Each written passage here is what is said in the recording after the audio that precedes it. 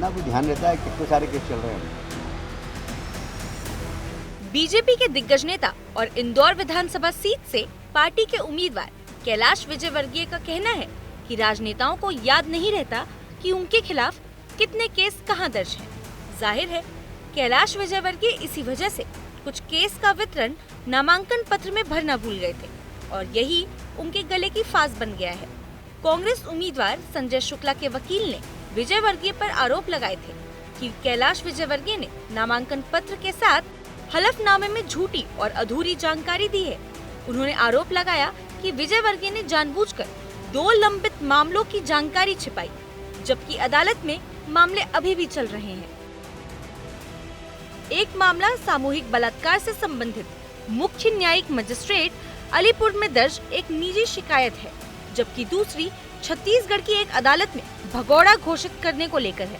विजयवर्गीय ने शिकायत के खिलाफ इस साल सुप्रीम कोर्ट में अपील दायर की और 4 मई को एक आदेश पारित किया गया, जिसमें मामले को सीजेएम अदालत में वापस भेज दिया गया। नामांकन की जांच में आखिरी दिन यानी 31 अक्टूबर को इसे लेकर इंदौर में बहुत हंगामा मचा।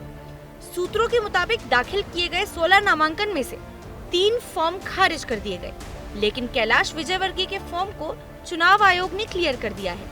हालांकि संजय शुक्ला के वकील का दावा है कि रिटर्निंग ऑफिसर ने उनसे कहा था कि वो नॉमिनेशन रजिस्टर करने में सक्षम नहीं है और इसलिए उन्हें लोक प्रतिनिधित्व कानून की धारा 125 के तहत अपील करनी पड़ेगी। उन्होंने कहा कि इस पूरे मामले में जरूरत हुई तो वो हाई कोर्ट का दरवाजा खटखटाएंगे। देखिए, मैं फेयर पॉलिटिक्स करता हूँ, मैं डर्टी पॉलिटिक्स करता नहीं और हमेशा मैंने डेवलपमेंट की पॉलिटिक्स की है और शहर के हित की पॉलिटिक्स की है, इसलिए मैं ऐसी डर्टी पॉलिटिक्स करता भी नहीं और ना करूँगा और न इन फालतू चीज़ों का जवाब भी दूंगा। लगातार साड़ियों बांटने के वीडियो मैं कहता हूँ नहीं, डर्टी पॉलिटिक्स है भाई, मैं इसका कोई जवाब भी नहीं दूंगा। एक मामला है बंगाल का, जिसके अंदर वो सुप्रीम कोर्ट पे उनने इंडिविजुअल पर्सन में पिटीशन लगाई थी, जिसके अंदर उन्हें कोई राहत नहीं मिली और सुप्रीम कोर्ट ने भी वापस से केस रिमांड किया पुनर्विचार के लिए। मतलब वो केस आज भी पेंडिंग है और वो उनको भली भांति जानकारी थी। इसके बाद भी उन्होंने उस केस को शपथ पत्र में अपने क्रिमिनल रिकॉर्ड में छिपाया है। इसके साथ ही छत्तीसगढ़ दुर्ग का एक न्यायालय से वो फरार घोषित है। वो फरार ऐसे ही तो आदमी घोषित नहीं हो जाता है, कई बार उनको सम्मन्स इशू हुए होंगे, वारंट इशू हुए होंगे, गिरफ्तारी वारंट इशू हुए होंगे, लेकिन उन्होंने जमानत नहीं कराई। उस केस की भी उनको भली भांति जानकारी है और नहीं जानकारी है तो हमने जानकारी दे दी। अब क्या वो 17 तारीख के पहले दुर्ग में उपस्थित होकर न्यायालय के समक्ष सामना करेंगे क्या उस केस का? तो ये सारी चीज़ें जानकारी ऐसे बहुत से महत्वपूर्ण केसेस छुपाए, चूँकि ये गंभीर प्रकृति के मामले थे जिससे उनकी बदनामी होती। जैसे आम जनता शपथ पत्र को बहुत आसानी से मोबाइल से डाउनलोड कर सकती है और जब उनको लोगों को लगता है कि इनके ऊपर इतने गंभीर प्रकार के मामले दर्ज हैं तो वो एक छवि उनकी ली जाती है। उस छवि से बचने के लिए उन्होंने ये सब मामले छुपाए हैं, जिनकी हमने जानकारी आज चुनाव आयोग को दी, लिखित में शिकायत करी हमने। और चूँकि रिटर्निंग ऑफिसर का कहना था कि मैं इस आपत्ति के आधार पे नॉमिनेशन फॉर्म रिजेक्ट करने में सक्षम नहीं हूँ, इसमें आपको 125 के अंदर अपील में जाना पड़ेगा, तो हम अपील में जाएंगे और जरूरत पड़ेगी तो हाईकोर्ट भी जाएंगे।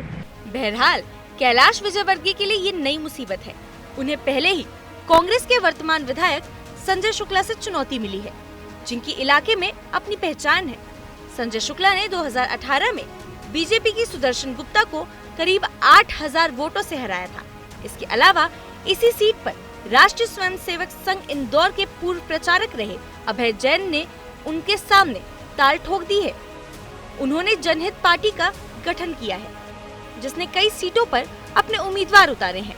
मध्य प्रदेश में एंटी इनकम्बेंसी फैक्टर पहले से ही है, यानी कैलाश विजयवर्गीय को जीत के लिए अच्छा खासा पसीना बहाना पड़ेगा और कहीं नामांकन में गड़बड़ी का मामला हाई कोर्ट पहुंच गया तो उनके नामांकन पर तलवार भी लटक सकती है। चुनाव आज तक।